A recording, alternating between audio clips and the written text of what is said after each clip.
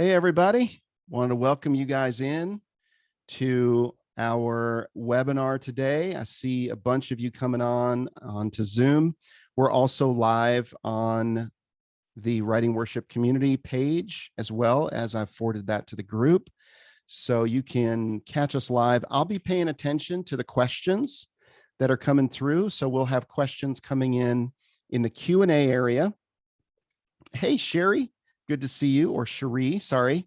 We got Teresa here. Yeah, let us know where you're from, where you're watching from, and where you're joining us from. So I see Cherie and Teresa in the chat are commenting. So if you have specific questions, I'm going to be looking in the Q&A area. So you'll see the Q&A area, ask your questions ahead of time. Oh, we got Simon from England.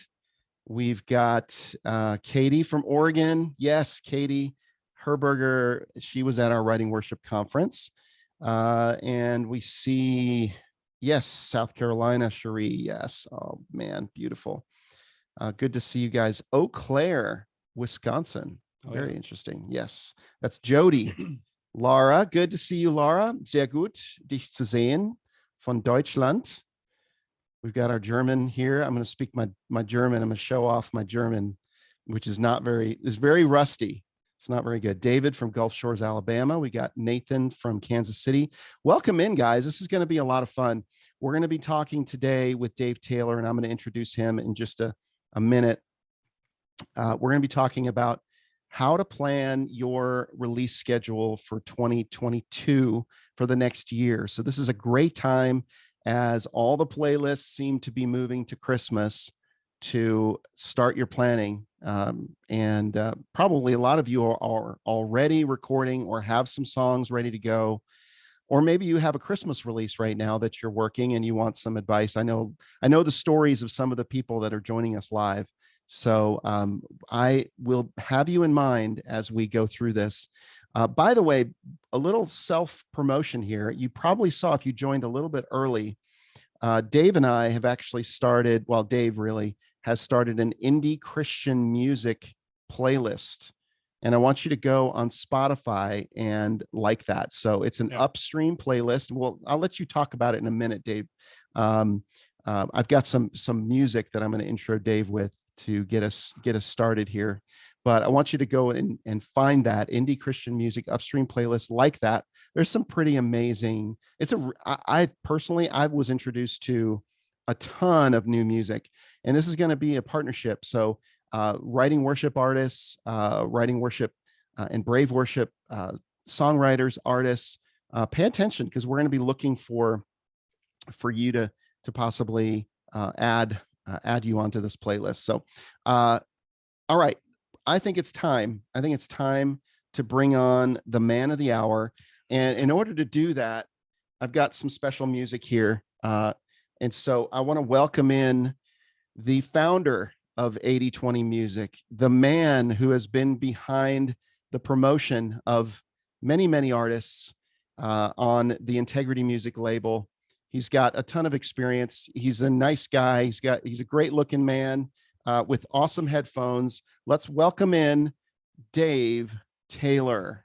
And this is his walk-up music here. Walk-up music. I've never had walk-up music before. I like this. Yes. Let me get your screen. You got to share your screen here, because you got to see him to believe him. There he is, Dave Taylor. Hey, everybody. Welcome in. Yeah, thank you.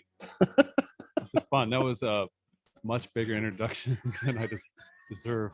A little embarrassed right now, but that's okay. That's all right. I'll get over that. Yeah, I don't like the spotlight, and so it's kind of, I've got a spotlight on me right now, the lighting with the camera and everything. So, hey, man. Actually, we're having trouble focusing right now. I'll make sure the camera is focused on you. You know, I actually play better a little out of focus. So if you could just blur that just a little bit. Yeah, it's like a good filter for me on Instagram. Yeah. Thanks for having me, Eric. Yeah, absolutely. So if you guys don't know, Dave he and I have partnered together this year in creating the music streaming course. It's been a super great experience for me. I've learned as I've gone through it. My background is I used to handle distribution and marketing for independent labels. I licensed US music, and I licensed it all around the world. And I started to dabble in digital distribution. That's what we called it at the time. Right. And it's still digital distribution. It's Oh still yeah. called distribution, Yeah. but it moved from a download only model to only pretty much just about, what is it, It's got to 95% be at streaming? least 95. Yeah, at this point. Yeah. I haven't looked at the numbers lately, but sure. So Dave, you've taught me a lot about um, the world that we're in today in 2021. And when we started talking about this topic, we put together this music streaming course. I highly recommend everyone take it because it'll help you build a foundation for yourself and for releasing music going forward. We're always adding new things onto it. We'll probably put this webinar into the music streaming Yeah, course. it'd be helpful. Yeah, very. It'll have a home. It goes a lot more in depth than I think the course does. So yeah. So we're gonna add that in. But today, I think this is a really valuable, I guess, tutorial. Initially, we'll do a tutorial on how to release music and plan your 2022 calendar. Now's the time to think about that. Yeah. So Dave, I'm going to let you lead us in that. Sure. Well, thank you, Eric, and thanks for everybody who's joining us. I don't know, is there 2,000 people? We got about 2,600 people here live. 2,600 people. We're Great. actually blowing up the. No, that's great. Yeah. No, just one thing I want to say before you get started. Some people are asking that came in late. Please ask your questions in the Q&A area, and we will get to every single question. And if you're live on Facebook at Writing Worship Community, you can ask it there as well. And I'll be checking both. Yes. So go ahead, Dave. Eric told me I was not allowed to leave the studio until all of the questions were answered. Right. So we will be here as long as you need us to be. I'm not sure what I signed up for, but that's good. It'll be fun, right? Anyways, thanks again for having me, Eric, and thanks everybody for joining. I think this time of year, as we're kind of getting into the holiday pause, so to speak, a lot of artists are now starting to think about, I want to release music next year, but I'm not really sure, how much, when, intervals between releases. Like, is there a best practice? Is there a best strategy for releasing music throughout the year? And so Eric and I decided, let's have a webinar about this, because I'm getting so many of these questions from artists and that I'm currently working with, that I thought maybe a broader section of artists would really benefit from this. So wanted to lay down a few definitions early, because I realized that everybody joining us, there might be some people with a high level of understanding of Spotify, and there might be others with kind of a low level understanding of it. So I wanted to lay out some definitions early, so that even those that aren't super familiar with Spotify and maybe releasing music, I think if we do this, they're going to kind of understand what we're talking about a little bit better as we go along. So bear with me if you already know what these things are and who they are. When we talk about editorial playlists today, we are actually talking about the playlist that Spotify staff or Spotify editors create and place on Spotify. They usually have the largest number of followers because they are featured highest and first. So if you go to the Spotify Christian music page, you're going to see nothing but editorial playlists. Those are all playlists that are curated, created, managed, whatever you want to call it, by Spotify editors. So we'll be talking a lot in mentioning editorial playlists, and that's as opposed to a few other types of playlists, which we can talk about later, but it may not be important at this moment. Editors, when I say editors, I just mentioned here, each streaming platform, such as Spotify, Apple Music, Amazon, Pandora, they have assigned editors who could be over one or two genres of music, who listen to the music that's coming in, and then they decide where to place it, what stations, what playlists. So they're the ones kind of listening to the music, filtering through it, and then determining where best your song would fit on their platform. So when I say editors, that's what I'm talking about, is the staff at those particular streaming platforms. I'm also going to mention another type of playlist, which is algorithmic playlist. This one is a little bit more confusing than editorial, but I think a lot of people will understand what I mean by this. Algorithmic playlists are Spotify playlists, but they are not actively managed by an editor. An algorithmic playlist is one that is created and customized specifically for you, based on your listening habits, based on your likes, based on your playlist ads. So We'll talk about algorithmic playlists in a little bit, but those play an important part in how you should be releasing music throughout the year. And again, if I say streaming platforms, I just mean Spotify, Apple, Amazon, Pandora. And if I say Spotify for artists, hopefully many of you know what Spotify for artists is. But Spotify for artists is the artist interface with their profile on Spotify. So if you've ever released music through Spotify, then you will actually have a profile generated for you, and you'll actually be able to find it. You can actually go search your name on Spotify and you will be able to find your artist profile there. If you have an artist profile, you can go to Spotify for artists. I believe it's artist.spotify.com. Search it if I'm a little bit wrong on that. But you can actually claim your profile. They'll ask for some verification, but you can claim your profile, which allows you to customize your photos, your bio. It allows you to see the metrics, like how your song is performing on the platform. And most importantly, it allows you to pitch your upcoming song. So when I say Spotify for artists, that's what I'm talking about. Um, okay, also just a little bit of level setting, and then we'll start talking about the practical strategy here.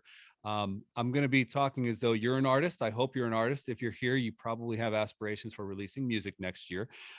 So I'm also going to be assuming a little bit that you're releasing most likely singles through the year. You know, if you've ever watched another webinar or listened to a podcast with me on it, I talk about the importance of releasing singles and not just putting an entire 10-track album or 6-track EP out there without first singling all the songs. So this strategy that we're going to be talking about today, that we're going to be encouraging you to employ, is all around singles.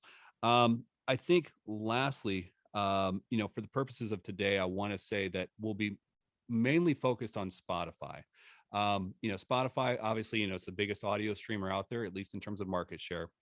But really, this strategy is designed to work best on Spotify. And just know that with the others, again, Pandora, Amazon Music, Apple Music, this strategy will not hurt you on those platforms. In fact, Pandora and Amazon, it may help you as well. But it's really more customized towards how to maximize your reach and your growth on Spotify, which hopefully subsequently will happen on all the other platforms once you've kind of broken through on Spotify and you're, and you've built a good platform for yourself there. So good. Sorry, that was a lot to take in. If you need to rewind, go ahead and do that now. Can you do that? Can you rewind? Absolutely, we can. Okay, all right. Future podcast coming out, you can listen to it all again. All right. One thing I want to mention, and this is definitely going to tie in to the when and how you should release music this year. The biggest mistake that I see artists making when releasing music, and I've only seen a very few who aren't doing this, but we have a tendency sometimes, and maybe if you've released music, you've done this as well. Maybe you can think back to when you release music and tell me if you did the right thing or the wrong thing here. But we tend to put a lot of time and energy into the pre-release promotion, right? 1 week, 2 weeks. We're talking about the song every day. We're saying, hey, look for it, guys. It's coming out. Look for it. It's coming out. It's coming. It's coming. It's coming. It's coming. And then what happens on release day is there's this big, this big explosion of like, hey, it's out. Okay, go get it. Go get it. Go get it. And then after release day, it goes completely silent. And I go, what happened? did the song blow up? Like what happened? Did the song disappear? But so I think, what I've been really encouraging a lot of artists to do lately is, yes, it's good to be promoting your song pre-release. That is great. And you should be doing that. But if you have a finite amount of energy, the overwhelming bulk of your promotion should actually go into promoting your single post-release after it's out. And here's a few reasons why. Pre-release promotion is great, but what they don't have is really any actionable item, right? You're letting people know, hey guys, I have a song coming out. Hey, look for it. Here's the title. Here's maybe a snippet of it, but there's no actionable item. They can't go listen to your song right now. They can't stream it because it's not out yet. So that's great to create awareness, but there's really no actionable item behind that. Now, some people will say, well, yeah, but you can do pre-ads and pre-saves on Apple and Spotify respectively. And I say, yes, but if you actually see the numbers as to how many people do the pre-save and pre-ad, it's a really low number. So it's really not an actionable item, and it doesn't give them the instant gratification of hearing your song, right? They just go pre-add it so that they can still have to wait like everybody else and hear it.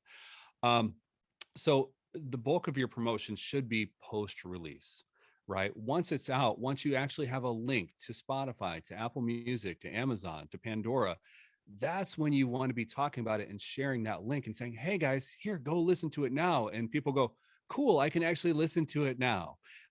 So you actually have an actionable item that gives them the instant gratification of finally hearing this song that you've been talking about. And I think, in terms of how much you talk about it post release, as much as you want, but especially through the first 2 weeks. We're going to talk about this in a minute, but if you make a Spotify editorial playlist, it is really important to keep the energy around that song for at least 2 weeks. So wanted to mention that because that's going to play into what we're talking about going forward. Um, as far as next year, I've had questions from people saying, are there times we should not be releasing music, right? Are there really bad times? Are there good times?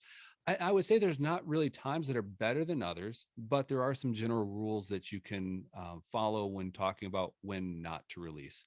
Um, I don't like uh, helping promote songs in January. Mostly early January, late January, not as bad, but early January is a rough time. And there's really two reasons for that. The music industry closes down from like mid-December through the first week of January. So if you're hitting them up with something right then, you haven't really had a chance to promote it leading up to that, especially for their sake. So and there are people, it's so funny, after the holidays, after a couple of weeks off, I think most of the music industry, it takes them a few days just to remember what they actually do, right? I mean, I remember coming back to the label and being like, okay, so what's my job again? And what am I supposed to, and how do I do this? You forget so much stuff over those 2 weeks. So give people a chance to reorient themselves to their job, but also, and here's the bigger reason, when you work at a label, you'll find that you'll have at the beginning of the year, you'll have releases that are planned in August and September and October and November. And there's so much optimistic thinking out there. But the simple truth is each album, each release, you're probably depending on several people, and not all of them are as deadline oriented as you might be. So releases inevitably get pushed back and back and back. And there's always unforeseen delays and other things that can push an album or a single into the new year. So what happens is those songs that were supposed to be released in August, September, October, and even into November, all of a sudden get pushed into January. And oftentimes there's kind of this pressure of, we were supposed to have this out last year, so we definitely have to release it in January. And so you will get a bottleneck of just a lot of releases coming out, right? People are like, oh, I'm going to release stuff after the 6 weeks of Christmas music has already, taken over and snuffed everything else out. So people are anxious to release music. And so a lot of people do that in January. What that means for you as an artist is, if there are editorial playlist placements, they're going to be more scarce in January than they would be in subsequent months. So I like to avoid January just because it is so busy and so noisy with all of the releases. And again, there's scarcity. There's not a infinite number of playlist placements out there on editorial playlists. So yeah, try to avoid January, but especially the first half of January. Next bit of advice I want to give is, for your first release of 2022, set yourself a deadline, right? Every good artist needs a good deadline. I'm an artist in my own way, and I actually need really good deadlines, because if we don't have deadlines, then it might not get done.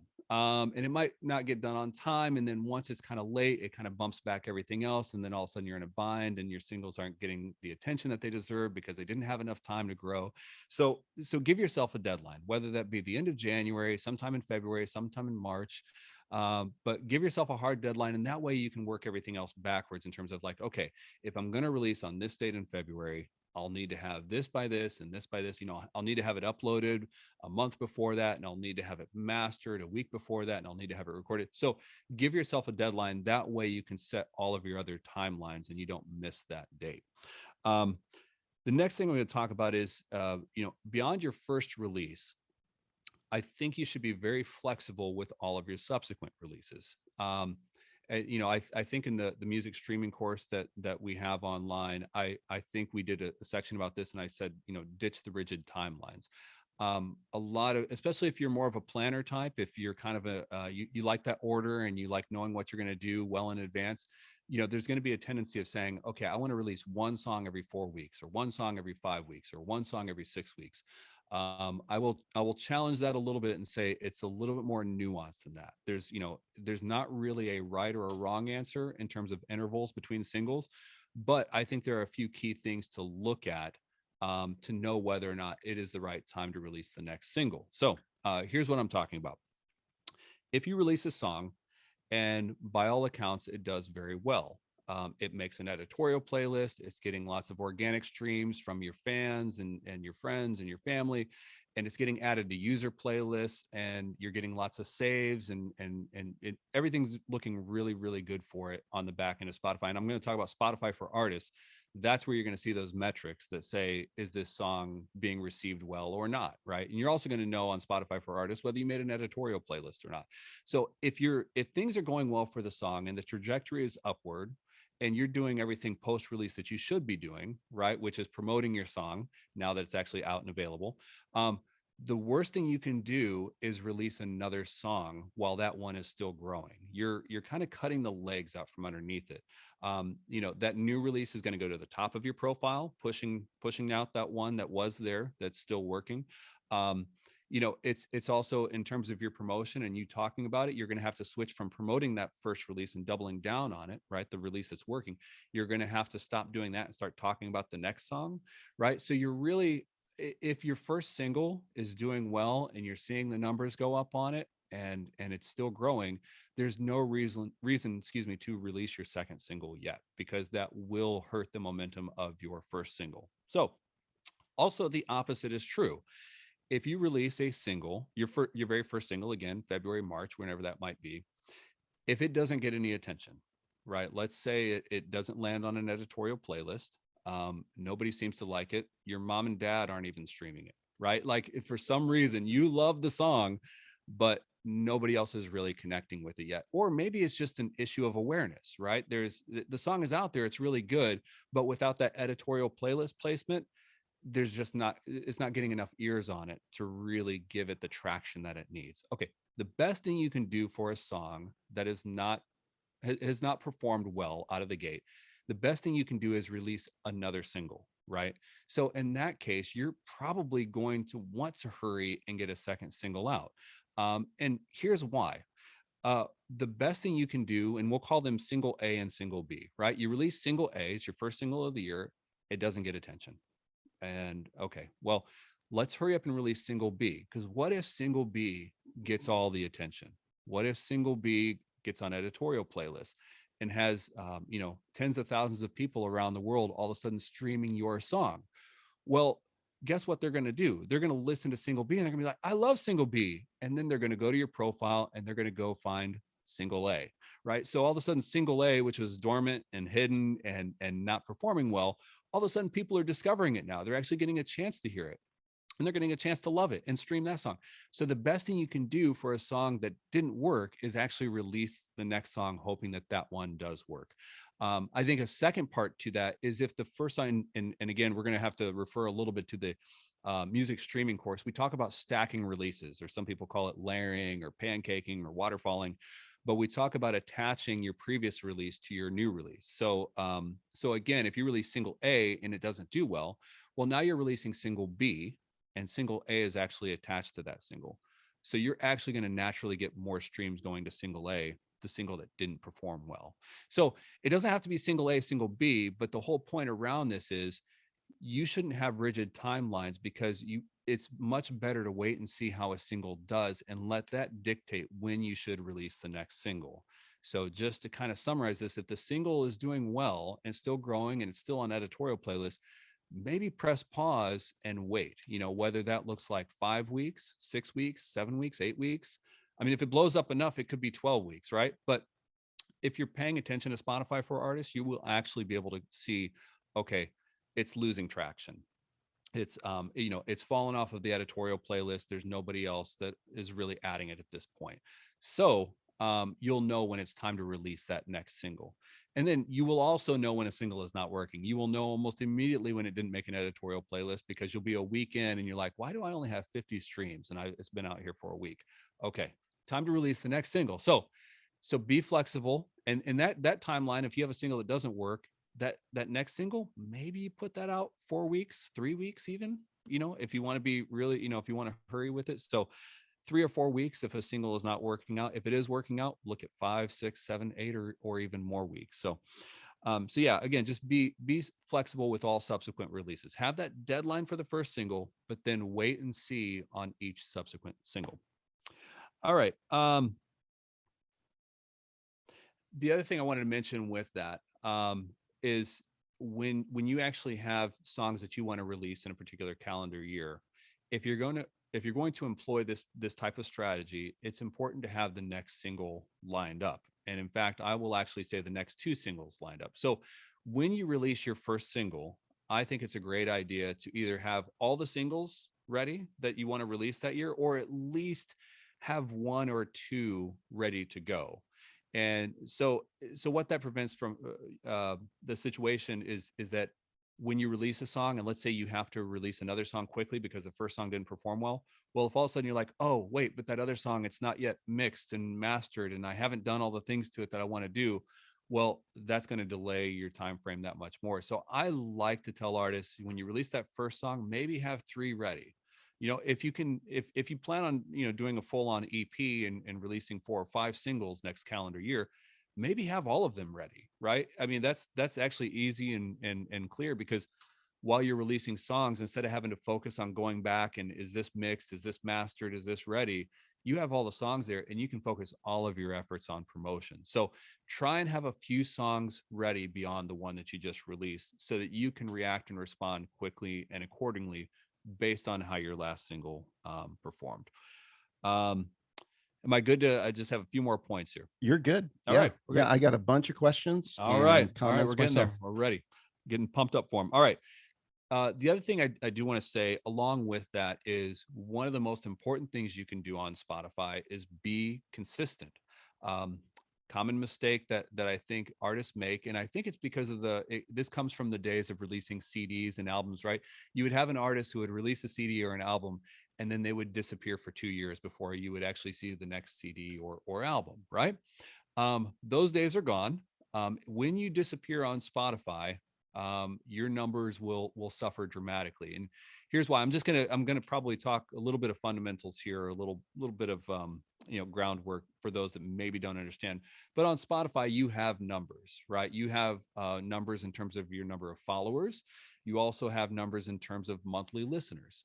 Those range from 0 to, I mean, I've seen people with 1 million monthly listeners out there. That's a lot, right? So your monthly numbers are important, because when you release a song, those monthly numbers are going to kind of help the editor determine, okay, is this person somebody I should be listening to, that has that kind of credibility behind them, and I should be placing in more playlists, right? So your monthly numbers are important. That's how many people are streaming you every single month. Also, we talked a little bit about algorithmic playlists. Algorithmic playlists are the ones, again, that are customized just for you, but they're all automated. There's nobody manually putting songs in there, but there are algorithmic playlists on Spotify that are customized based on your listening behavior. So artists you follow, artists you like, songs that you drag into user playlist, or just artists you listen to a lot. Spotify knows what you like. And when they have new songs come out, or even some of their old songs, Spotify is going to automatically dump those into your algorithmic playlists. So your algorithmic playlist could look like Release Radar, which is new stuff. It's Discover Weekly, which is relatively new stuff, but maybe not brand new stuff. And then you have like a Daily Mix 1, Daily Mix 2, Daily Mix 3. So when you start releasing music, your numbers start going up. You get more follows, you get more monthly listeners, you get more people engaged in your music. When you release the next single, a number of those people are all of a sudden going to automatically get your song in their algorithmic playlist, which will boost your numbers even more, right? So when you first start out, your algorithmic numbers are going to be really, really low, right? Because you don't really have any traction yet. There's nobody listening to your music. But each subsequent release, you're going to notice those numbers building, and your songs are going to be sent to more and more algorithmic playlists each time. Well, what happens if you disappear for a long time? Well, your monthly numbers go way down. The listeners stop listening to your songs. And so when you go, all right, I'm ready to release my first song after a year of being absent, you're not going to land on any algorithmic playlist, or very few, because nobody's been listening to your stuff for several months. So Spotify rewards the prolific, consistent producer of good music, right? So if you're, it's, and somebody at Spotify told me this a few years ago. They said, yes, Spotify is a music consumption platform, but you also have to look at it as social media, right? If you're consistently delivering good content, you're going to, your followers, your listeners, everything is going to grow for you. And that's going to continue on so long as you remain consistent. But if you disappear, your numbers will go backwards, and it's going to be harder for your next release to get up the traction. You're going to have to kind of start over again. So it's easier to go from 1 to 2 and 2 to 3 and 3 to 4 than it is from 0 to 1. So be consistent in your releases, because that's really, really important. Last thing I want to mention about this, I mentioned early January being a rough time to release music. The same is true, and I think this is kind of obvious, for late November and December. If you think about what happens around that time, is the closer we get to Thanksgiving, everybody gets Christmas music brain, and we only want to listen to Christmas music covers. And so that's great, right? That's great. But what happens is every song that's not a Christmas song goes to zero for the most part.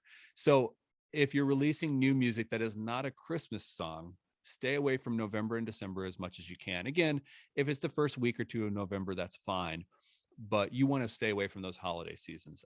We actually, anecdotally, I have a story. We have a large church that came to us at the label and said, hey, we need your help with this year's album because last year's album didn't do well at all. And we said, oh, okay, why do you think it didn't do well? And they said, oh, we don't know. Like, nobody, it's just not getting the streams that it should have. And we looked at it, and they released it in early December, and it was not a Christmas album. And I said, nobody on staff told you to not do that. So yeah, it's pretty obvious, but yeah, stay away from December and even late November. And also what we were talking about early with the importance of post-release promotion, right? With the 2 weeks at least after the release, that you want to be talking about the song and sending out the link and sharing it to everybody. And so if you're releasing it even in mid-November, think about that. You're before the 2 weeks of you being able to fully promote it and get it up to where it needs to be. Thanksgiving, the holidays, Christmas music comes along and knocks everything off track. So try and stay away from that. However, we talked earlier, like right before this, about being consistent with your releases. So the problem some of you might be saying is, well, Dave, mid-November to mid-January, you're telling us not to release music there, but you're also telling us to be consistent. How can we be consistent if we disappear for a couple months? This is where I think the perfect thing to do, if you have it in you, is a Christmas single, right? So what Christmas singles do is they have a few effects. They keep the consistent numbers on your profile, right? So you'll be releasing music even during this dead zone, so to speak, for non-Christmas music. If you release a Christmas single, it's still attached to you as an artist, so your numbers will remain or grow during that time. It doesn't have to be an original. Original Christmas songs are really, really hard to get placed. Everybody chases the old favorite cover, so do a Christmas cover. Find your favorite Christmas song and do a really, really cool, unique version of it. And I do have artists that haven't released songs in a while, but they're going to start releasing songs next year, and they intentionally released a Christmas song just to get the ball rolling with monthly listeners and followers and such, so that algorithmically they can already have some momentum leading into their releases next year. So if you're worried about that 2 months and not having a release then, and your numbers dropping off, I think that's a perfect time for a Christmas single. If you got an original, great. Original's great. But if you have a cover, I think that's even better. I think if we're all honest, that's what most of us chase. So yeah. So, and then, I think just lastly, some people said, so how many releases should I do this year? And it's like, well, with that flexibility of release schedule, it could be, one every 4 weeks, one every 5 weeks, one every 6 weeks. I usually say, prepare for 4 or 5, not counting a Christmas single. But if you have 4 or 5 singles in the can, I think you can probably start in February or March and consistently be able to deliver those throughout the year without missing a beat, and while being fully prepared for the worst case scenario or the occasional song that doesn't land anywhere. So yeah, there you go. That was a lot of information. Dave, I barely took a breath during that. I know. So. Go get some water. But dude, that was so good. So good. There's so much I want to say, and I wrote a whole page worth of notes. But I think one of the best ways to start, in my opinion, is to just kind of, let's do a hypothetical. Sure. I just want to do a hypothetical with you. Yeah. I've not run this by you. So you feel free to correct me. How dare you ambush I know me here I'm live totally, on our webinar? I'm hitting you on the spot. I'm Yeah. trying to show people how amazing you are Ah. just on the spot. You know Okay. your stuff. All right. So let's just say Brave Worship. We had a great start. We Oh, yeah. released 4 Yeah. songs in 3 months Yes. and a 4-song EP. I feel like we're doing really well on Oh, yeah. Spotify. We're almost 100,000 streams.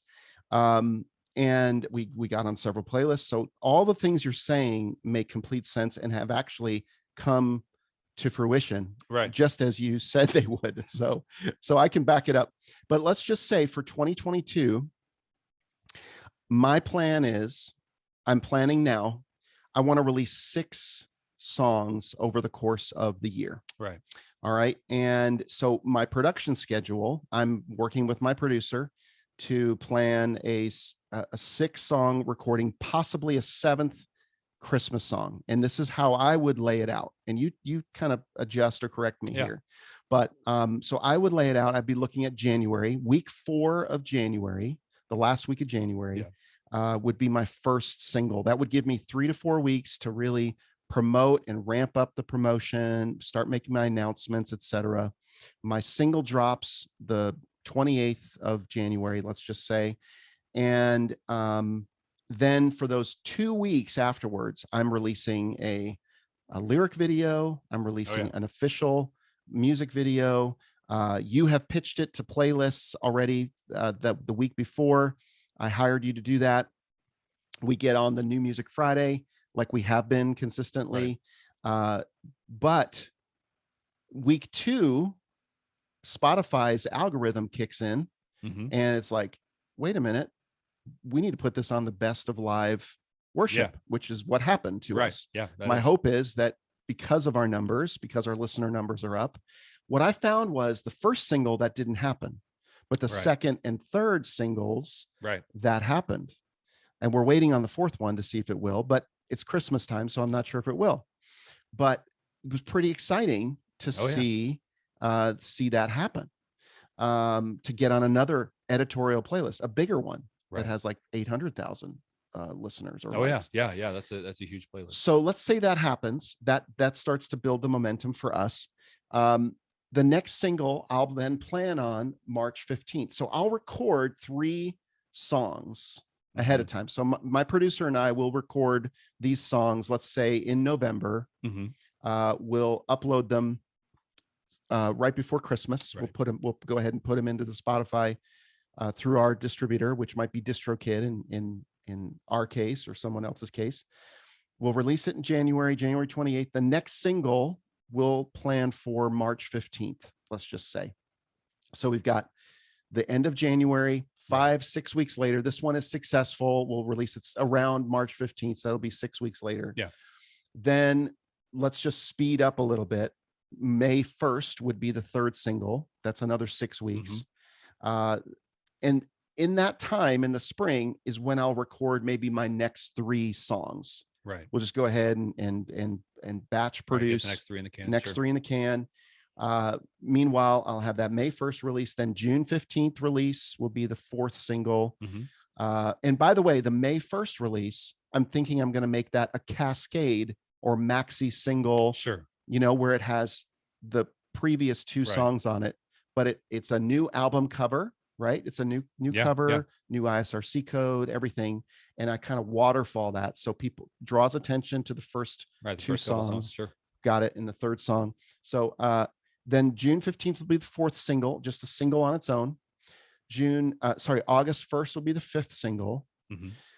Then October 15th will be the grand finale for 2022. I'm going to release a 6-song EP with those 5 previous singles on it. And 1 new. One new.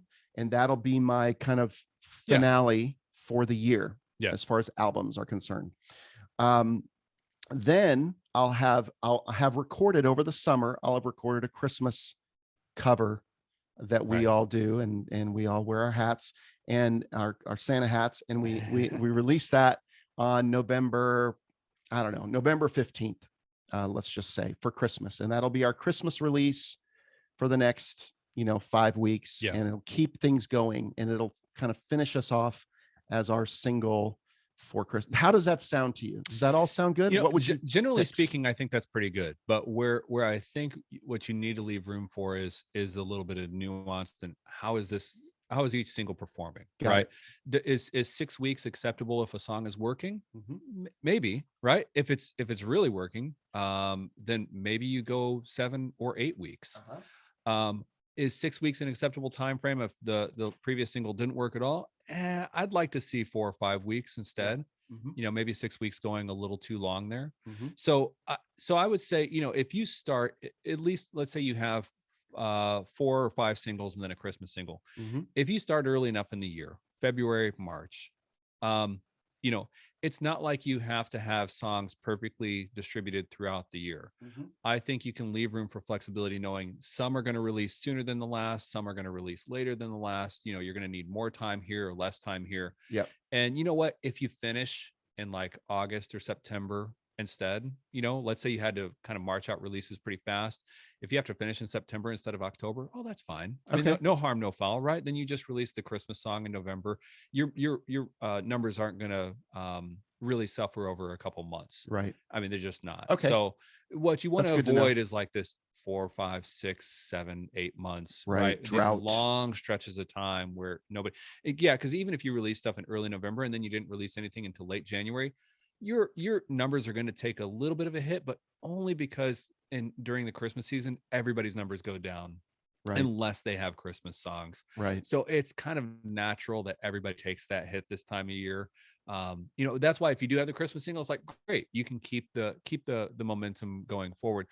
The other thing that I really like about what you guys are doing with Brave is you have those supporting assets for the song that allow you to double down on the promotion. So you're releasing like the audio single, right? Right. And then, and this is for everybody out here, this is a really great idea. You have a lyric video, right? And then maybe sometimes you have a tutorial video, you know, Mhm. for maybe people that want to lead it. Any kind of supporting assets that you can build around the song provide a great opportunity for you to come back and promote the song some more. So even if you're like, hey, I'm going to release a song, but then I'm going to wait like 2 months, I'm going to stretch this out a little bit more. Well, a week or so after you release the song, release the lyric video and make a big deal out of it. Right. And then a week later, release the tutorial video and make a big deal out of that. Right. And then, oh, this acoustic version, make a big deal out of that. So all these additional assets, space them out from your release, and that gives you another chance to go back around and talk about the song some more in this new thing that people can check out. Mm. So I like that. You can actually, if you have all the supporting assets, you can probably extend your singles out a little bit more, because you still have enough kind of you know, bullets in the chamber to keep firing away at that single. So Yeah. Good. Let's talk about supporting assets. Let's talk Yeah. about marketing. Laura is asking, what kind of ideas do you have for post-release? We all know how to promote on socials and through our email list and various relationships and connections to get people excited about a release, sort Yeah. of hype it up and promote it, Right. pre-promote it. But let's talk about some tactics after the release. Yeah. So we already talked about a lyric video, a fantastic thing to do. Yes.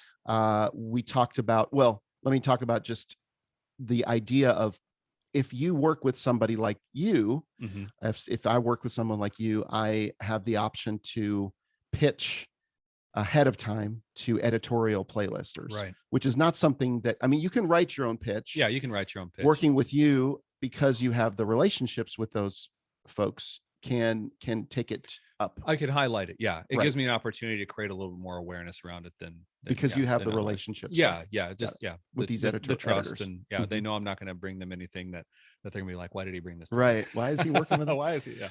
But so that's one thing to keep in mind. But then after the release, you have the option to really work. How can an artist work Spotify, for example, Right. in terms of getting more ads onto playlists, building relationships with playlisters? Yeah. Right. Right. Well, a couple things. I think it's important to know that, especially with editors at these streaming platforms, they will give you the opportunity to pitch it on the front end, but there is no opportunity beyond release to promote your song to them any further. Yeah. Yeah. After that. So really, you where you want to focus your efforts post release is not like, because I guess their feeling is once they have it on their editorial playlist, if they've decided to put it on an editorial playlist, how that song performs on their platform is going to dictate what else happens to that song, right? So like with Brave Worship, we had a song called Wash Over Me. It had very, very good numbers on the back end. It got added to a lot of user playlists. It must have had, and we can't see this, but it must have had few skips, a lot of completions, all the good numbers that you're looking for. And then the song got promoted into one of the largest Christian playlists that there is on Spotify, which is Best of Live Worship. Mhm. Now, so I didn't make a call and say, hey, can you put it on Best of Live Worship too? Once it's on New Music Friday Christian, the editors are all doing their own thing, and they are then letting the listeners decide what happens to that song and where it goes from there. However, there are user playlists on Spotify. So user playlists, right? We talked about editorial playlists, we talked about algorithmic playlists. Well, user playlists are playlists that anybody can create. I can create one. Eric can create one. We actually did create one. I think he plugged that earlier. Yes, we did. Good. So when you have a playlist, there are some user playlists out there that have been around for a long time. They manage the list well.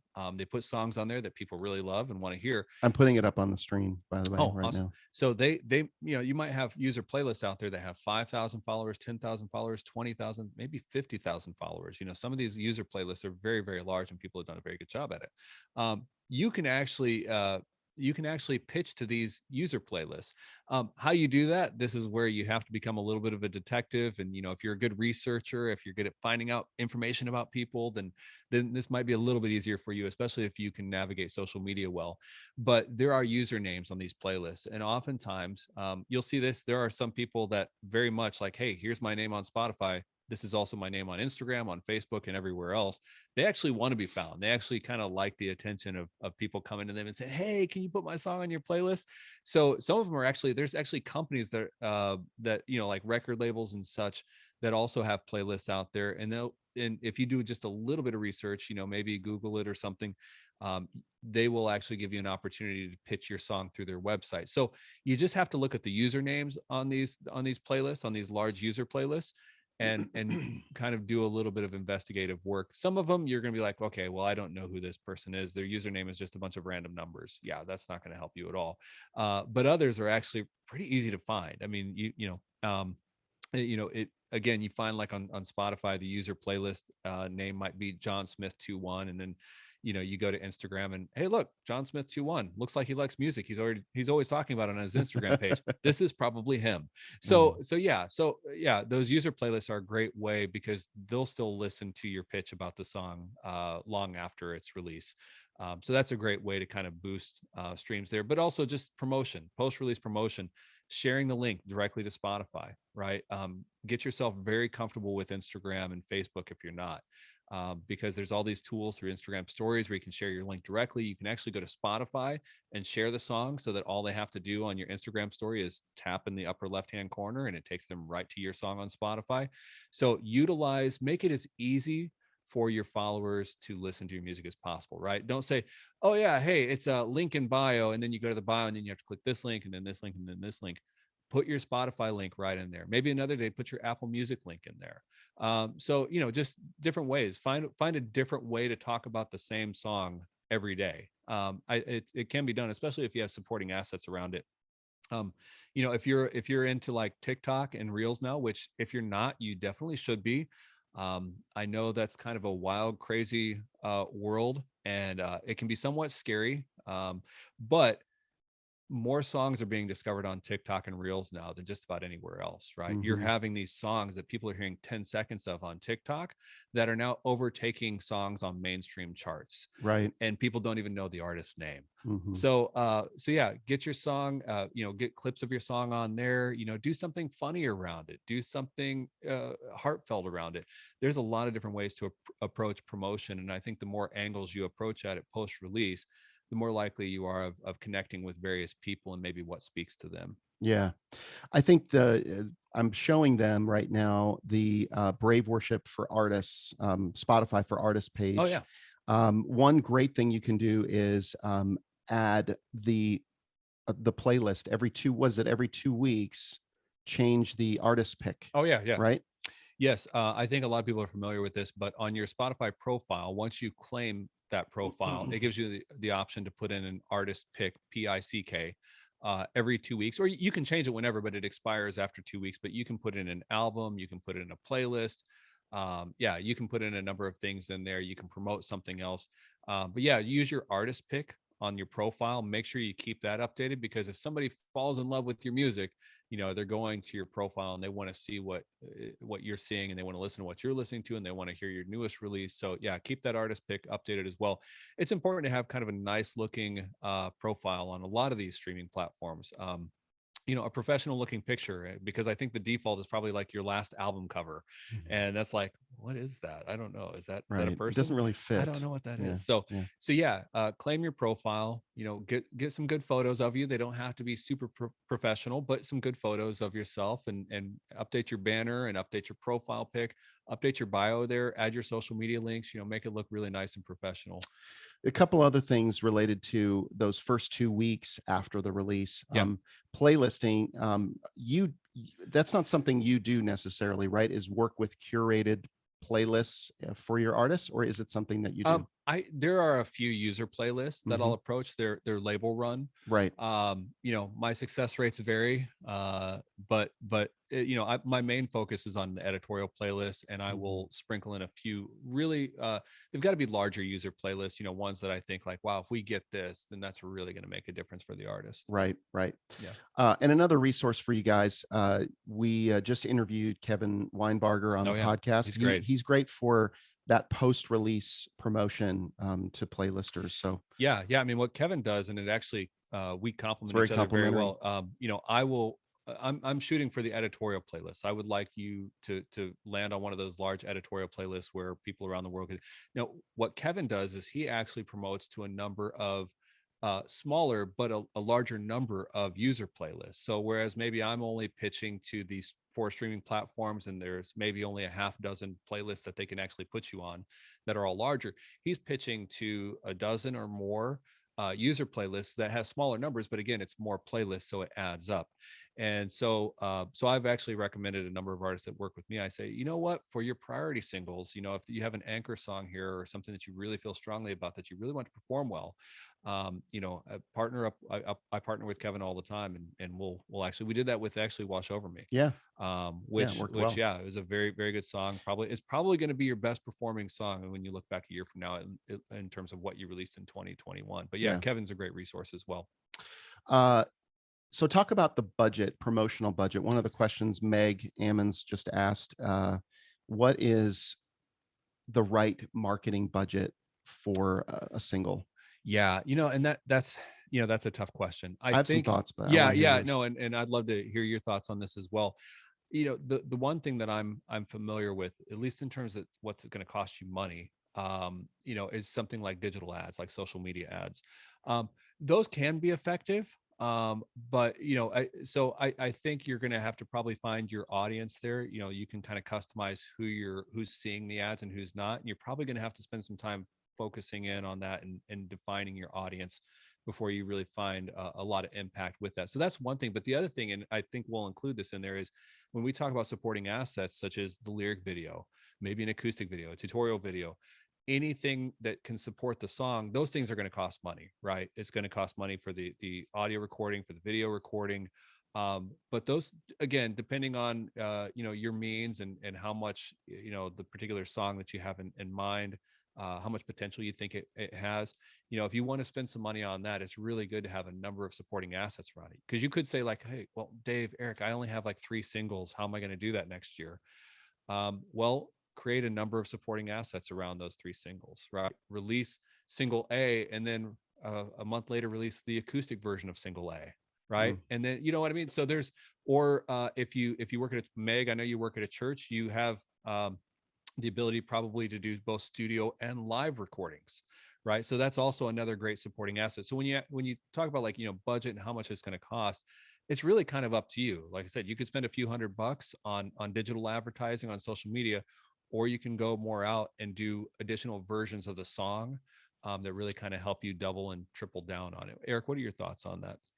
So my thought, just to give you some hard numbers here, in terms of budget. So let's say you spend, in terms of just round numbers, $1,500 on the production of your single.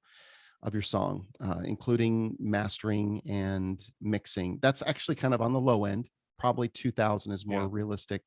But let's say you work with a producer and you're able to do some things on your own. So $1,500, you want to spend 50% of your production money or more on marketing. So that would be $750 additional marketing expense. That will pay for a really good quality lyric video. It might actually help pay for some editing for some of your, maybe your official music video if you do make one. And it will help cover some marketing, like somebody like working with you, Dave, if you Right. have Right. room, or working with Kevin Weinbarger, who we mentioned, to market your song to playlists. But it will cover your editing costs for your assets that you're wanting to create to support the song. Maybe graphic design, it'll Oh cover yeah. some of Graphic that. design too. Sure. Just various different things that just need to be in place for every song, Right. So minimum. that's a pretty good formula. About 50% of your origination budget. That's kind of what Okay. I recommend, Yeah. Yeah. um, I think that's or pretty fair. more, or Right. more. It's a good limiting principle too, so that it keeps you from spending way too much money on something that maybe is not working on the front end, Right, and because you always have that option of spending more on it, right? If right, it's working and people are coming after, it's like, yeah, this is where you want to spend more money on it. right, But that limiting principle kind of keeps you from going overboard on maybe a song that didn't quite work the way you thought it was going to work. right. So in my case, with my example here, I'm talking about 6 songs. Let's say it's going to be a minimum of 2,250. Let's say 2,500 times 6, whatever that is, 1,200. Blah, blah, blah, blah. So it's about Yeah, $15,000 15,000. budget for your year in terms of Right. production and marketing. If you add a Christmas single onto that, another 2,000 or 2,500. Yeah. So, Yeah. 17,500 if you have a full release schedule for Yes. 2022. And I did have an artist say to me the other day, she said, I'm finally figuring out that I'm probably going to only get out of this what I put into it. Mm, And that's true, right? I mean, time and energy is an investment, but so is money, yeah. right? And she was kind of realizing like, wow, if I want to get on editorial playlists, if I want to, do this, I'm probably going to have to spend some money to do it, and not just Yeah. have my friend record me, in their studio, and be able to kind of release everything next to free. It's Yeah. like, yeah, you're probably going to have to spend a little bit depending on where you want this song to go. Yeah. Hey, ask your questions in the Q&A area. If you have questions, I'm seeing them all coming through. I'm also checking on Facebook. So if you're live on Facebook, you can ask them in the comments. So one other question related to releasing. Can you load, like, let's say you release you set up, you're planning on your first 2 singles. Can you load song B with a tentative date in DistroKid, for example, and then change that date depending on how Oh, sure. single A Yeah. does? I've changed release dates. There was one artist I was working with that, I realized that I gave her the wrong release date, and I was like, no, I meant this. So we changed it like last minute. Fortunately, everything worked out well. Yeah. But yeah, you can change release dates very easily in DistroKid. Yeah. And DistroKid's really great in terms of if you modify something. Like I remember I didn't add all the featured artists Yes. into a single, and it was last minute, and I panicked and I said, Dave, do you think I can do this? And he said, yeah, I'm pretty sure. And it was like the easiest thing to It's do. like, I don't know, Eric. I Yeah. don't know if you, but yeah, and I'm sure it's not just DistroKid. I'm sure the others are others can maybe speak to this, but CD Baby and TuneCore. TuneCore, yeah, they probably make that just as easy as DistroKid does. That's right. Not All that right. we're getting paid by DistroKid. No, we're not. We're not. Just kidding, we're not. So here are the questions Yeah. in the Q&A. I want to run through them. Jolie asks, can you talk about what a YouTube strategy would look like? Lyric videos, live videos, Right, etc. right. So I have some thoughts, but I'd love to hear yours. Yeah, I mean, just a few thoughts that I have on this is if you go through DistroKid, and again, I'll say CD Baby and maybe TuneCore does this as well. But whenever you release a song through DistroKid, it automatically goes to YouTube as well. It will go to YouTube as audio only with your cover image. And that's great because you at least want it there in the atmosphere of YouTube, and you want it there and made available, because there's a lot of people that only listen to their music on YouTube. It's actually, YouTube is the largest music streaming platform in the world. It's crazy. In terms of the numbers. So yeah, you definitely want to have something up there. The downside of that is it does not go on to your to your own profile or your own page. It actually goes to a generic channel. So it doesn't go to your channel.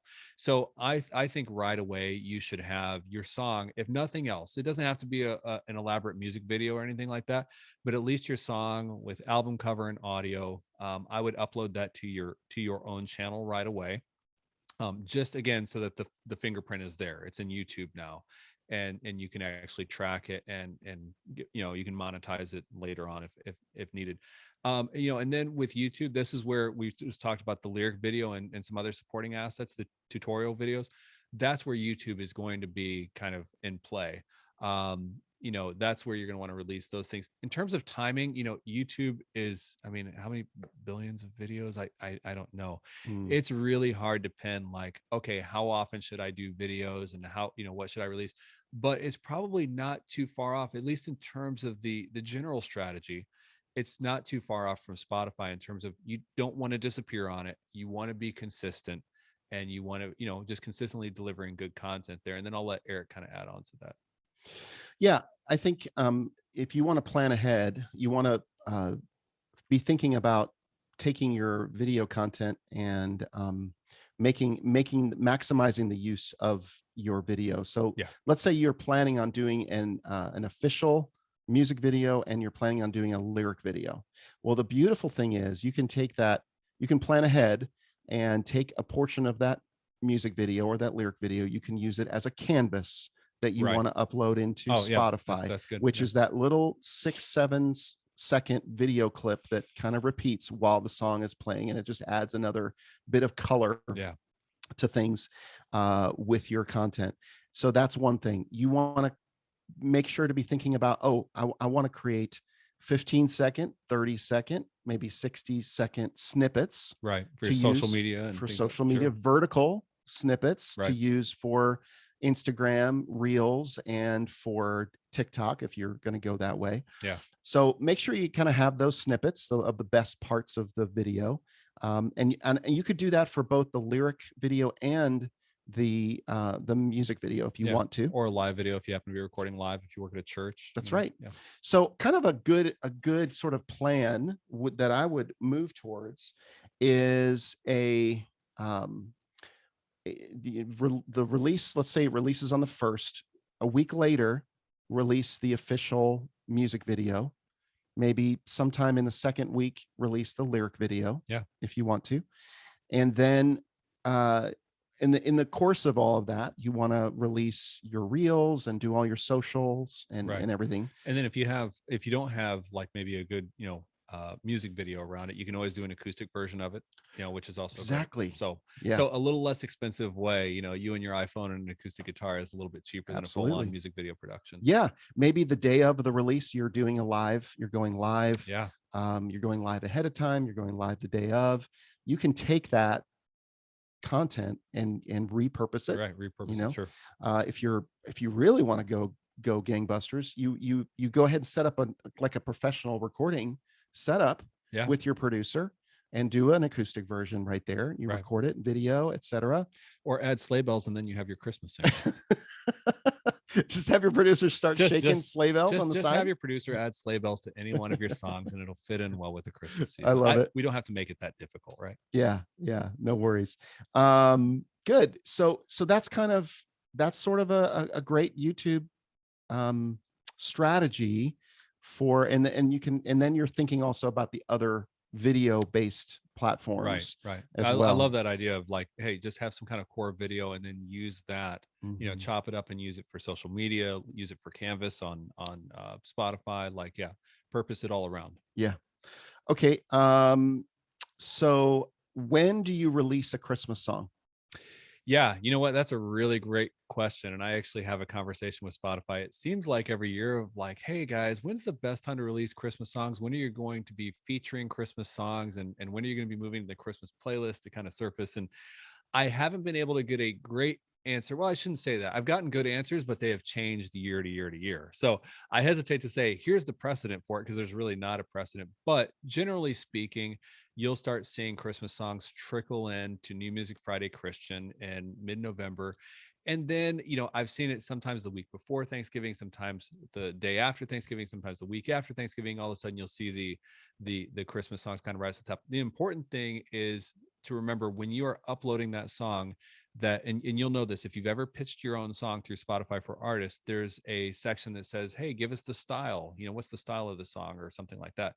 And you have to check that holiday box, right? So make sure you check the holiday box. And I would probably release it sooner rather than later, but mid-November through, I wouldn't go any later than mid-December, because a lot of times they're setting these Christmas playlists up and then they're like, well, we're out too, guys. So, Mhm. we're going to let the playlist just kind of do their thing, but we're not really going to work the rest of the year. So, yeah, mid-November around Thanksgiving. But as long as you check that holiday box, even if it doesn't appear in the New Music Friday Christian playlist, it'll at least be a candidate for the other holiday playlists that they will eventually surface to the top I'm assuming maybe the day after Thanksgiving, Right. so Yeah. By typical, then but for sure. yeah, again, don't quote me on any of this stuff, because there's not, Spotify does not, and this is a good thing that they don't, but they don't put their practices in writing. They know that if they tell us everything that they're doing, that we're going to game the system, because we absolutely will, right? So they don't share a lot of information. They don't write a lot of things down. They don't make it public. The best you can do is have small conversations with them, maybe figure it out and kind of observe what they do month to month, year to year, and just kind of go like, okay, I kind of get what they're doing there. But yeah, but none of this stuff is published, and it's, so yeah, don't put this out there and say Dave said that this was fact. Right. Got it. Little uh, byline there. Yeah. Okay, so Nathan asked this: is there a way to draw initial attention to a song from a Spotify editor? Does an editor see every song that goes on Spotify? They tell us that if you submit through Spotify for Artists, right, and when you select genre and culture and things like that, you're basically telling Spotify for Artists what editor to send your song to. So, but they say that yes, we will review all the songs that come through. Mm-hmm. I don't know the number of that. Again, going back to Spotify doesn't tell us those kind of things. Mm-hmm. So could be hundreds, could be thousands, but the editor's job at Spotify is to just listen to music. I mean, there's really that's their job. Listen to music and then strategically place it in the playlist where they feel like it's going to perform well, where it's going to play the best. Um, in whether or not it deserves a playlist placement, right? That's all up to the editor's discretion, and they do their best, right? They've got to cut it off somewhere. Do they have styles and preferences and maybe music that they like more than other music that they like? Yeah, that's probably true. There's probably, just like everybody else, they gravitate towards some and maybe get slightly repulsed by others, but for the most part, that editor is just kind of doing their best, listening to all the songs that come through. And so for people like me, my job is I'm just kind of highlighting it, saying like, guys, I know this might have been in the groups of hundreds or thousands that you listen to, but if you wouldn't mind just taking a harder listen or a second listen at this and letting me know what you think, because this is an artist I really believe in. Very good. Very good. Uh, okay, Jolie asked this question: will the producer invest a percentage of your product as an investment instead of the budget be solely on the artist? All right, so my thoughts on that are, if you do work out an arrangement with the producer, then they are going to probably be part owner of the master. Right. And that does bring in some added, uh, I guess, not really complications. If you have a good working agreement and the producer is wanting to support you and do this as a way to invest in you and invest, as an investment itself. But sometimes the producer might have some of these business skills and might have some systems in place to collect royalties, Right, like and points on an album, right, things like yeah, that. But and they might have the ability to kind of do some of that work, and so then it might be valuable to partner with them. But typically, I'm not going to recommend that because it complicates things for the artist, yeah. and I would much rather the artist own everything free and clear, and that you have an arrangement with the producer that you're paying them and they are not going to be paid Right. again We're going to for pay the you work. for this, and then we're done in terms of Right. money changing hands. We're not paying you a royalty Right. later. And then if producers do ask that, it's typically if you're like if you're an artist signed to a label, producers will ask for points and things like that on a release, but that's at a much larger scale. I think most of us don't have to to worry about it, them doing that. If you're looking for a way to kind of like maybe knock down the cost of what you're doing, I don't know. I don't know if that's worth it. If it's like, yeah, we'll give you a discount so long as we own part of your master. I don't know if you're going to feel like that's the right decision 5 years from now. Yeah. Be thinking long term. Yep. Be thinking long term. Okay.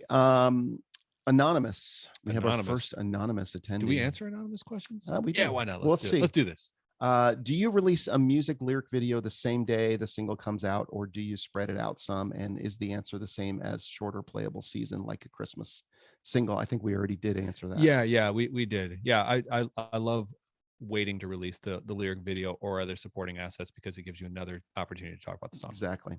All right. Hazeline asked this: if I am just writing right now and looking to the future to know what to do, is there anything I should prepare for now as I write? Keep writing, and keep writing until you feel like you have some really good magic in your hands, with the songs. I wouldn't release songs just to release songs. If you're just writing now and you haven't really found like the core group of songs that you're like, I would love to share these and I believe they're worth sharing, then wait until 2023. There's no I like to say, I said this at the label sometimes. I wasn't always listened to, but I said wait for great. Right. Mm-hmm. I think sometimes we have a tendency to go, oh, this is good enough, or I just need to do this by this time. It's like, why did you, I talked to a lot of artists. Well, I just need to release something in January. Why? Like who told you needed to do that? Right. Like why? Right. No, I just need to get something out there. It's like, listen, it's okay. Wait for great. Right. If you release something that's okay, it's not going to do, you're going to make up time by releasing something great at a later date than you are just releasing something. Look at you. Okay wait for great at a later date. Oh my gosh. I'm really just, I'm you're on it today. Yeah, this is great. Quote me on that, Eric. Oh man, I'm sorry. Silly. I get so okay. cheesy. No, that's all right. But people are laughing. So hey, thank you for that. Great at a later date. Yeah. So just take your time and don't record. Don't even step into a studio until you're like, I have some undeniable, really good songs that I really want to share, and I think people will enjoy hearing. Yeah, write more songs. Test your songs with those around you. Get feedback if you're part of the writing worship community. Just get feedback. And we talk about that in the streaming course, right? Like it's important to have co-writers or at least get objective feedback. Don't ask your mom what your songs sound like, right? Because she's going to love everything you do. Right. Unless you have an unhealthy relationship with your mom, then maybe. What, we're going to go deep there, huh? Okay. No. Okay. Not that kind of webinar. Okay. No, this is not a psychology consult. Sorry about that. All right. Well, that's it for the questions that I'm seeing online and in our groups. So thank you guys, and thank you, Dave, for participating. And this is so much fun. I love doing this. I get so hyped to do these things. I love it. Yeah, you're awesome. So you can find Dave at the music streaming course. I highly recommend musicstreamingcourse.com. Yep. And everything we talked about today and so much more is there. Like I'm hearing a lot of questions that I wish I had more time to unpack. And I'm like, they're actually in the streaming course that we do. That's right. And it's a lot cheaper than hiring me or Eric to walk you through this stuff. That's right. Right. That's right. And tell people about the potential mentorship that you'll do in the new year. Yes. I would love, I get a lot of requests for people that go, I really need consulting, but it's not really in my budget. I guess they're saying I'm not cheap. I think I'm affordable, but anyways, so they're saying, hey, outside of the class, is there something additional we can do? And what I've done before and what I'm willing to do again at the beginning of next year is for those that bought the class, I want to provide a mentorship where we all meet once a week on Zoom and dig a little deeper into the contents of the online course and make it more applicable to your specific situation. So it gives you an opportunity to say, I have a song that's like this and it's releasing here, and what should I do and what's the best? So we can be a little bit more individualistic, and it's a lot more affordable than just the one-on-one consulting. So we're actually going to do a special with the class and the mentorship combined, right? And do you want to tell them about that? Because I know you kind of run all behind the scenes, and so you have the specifics in terms of the deal. So we're gonna run a special starting the week of Thanksgiving. So next week, Black Friday. Gosh, next week, yes. Cool. We'll be offering a special on the mentorship. It will be 25% off the mentorship. No, what is it? What was it? If you buy the online course, yes, right? You're better at this than me. Eric will provide for you a 25% off for the course, right? If you use that and you buy the course, you will get the mentorship 50% off. Oh, So it's even better than I what know, I said. it's better. I know. I was like, don't mislead them here. I want them to actually. So what it kind of boils down to when you do the math is it's kind of like buying the class at the regular price and getting the mentorship for free. Yeah. And I want to do this mentorship probably January. Probably January is going to be best because I know I have a lot of people with releases coming up that are going to need the help. So we're going to do this in January. It's going to be 4 weeks in January. We'll pick a weeknight that seems to work best for everybody. And it's a lot of fun. I had like 4 people on my last one and we all had a good time and we're still friends and they still email me and ask me questions for free. And I answer. I do it every time too. I have the worst habit of You're giving too away nice. just free advice. So, people go, can I just have a quick moment of your time? And all of a sudden it's like 2 hours later and they've gotten like $500 worth of consulting for free. So yeah, that's okay. I like to teach and I like to help. Oh, that's what I What are love you gonna about do? you, Dave. Definitely. This is fun. I love doing this with this you. is a lot of fun. Thank you so much again. Yeah. We need a third camera that shows the 3 of us to sort of finish this out. The producer in me is weirded out by the fact that I'm looking at myself on the screen here. But anyway, guys, thank you for joining. This has been a blast. Musicstreaming.com is where you can learn more. And we'll continue the conversation on Facebook. This will all be on our Writing Worship community on the Facebook. You'll be able to watch it later. And those of you that registered, will send you the link to this recording. Awesome. All right. That's it. Thanks, We're Eric. out of here. Peace out. We should play the Killers again, but we don't have it queued up. No, Okay. I'm a one-man just sing. show. Just sing. Sing. No, you sing it. No, I'm not All gonna right. Bye, everybody.